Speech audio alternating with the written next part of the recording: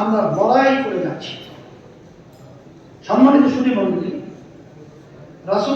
রাসূল আকরাম সাল্লাল্লাহু আলাইহি ওয়াসাল্লাম প্রতিবেশী সম্পর্কে বলেছেন, হে আল্লাহ, যে আল্লাহ ও তার রাসূল সাল্লাল্লাহু আলাইহি ওয়াসাল্লামকে বিশ্বাস করে সে যেন তার প্রতিবেশীকে সম্মান করে, প্রতিবেশীকে কষ্ট না দেয়। আমরা আমাদের সামাজিক ও রাষ্ট্রীয় সকল প্রতিবেশী ক্ষেত্রে রাসূল আকরাম সাল্লাল্লাহু আলাইহি ওয়াসাল্লাম এর এই নির্দেশনার কঠোর অনুসরণ করি।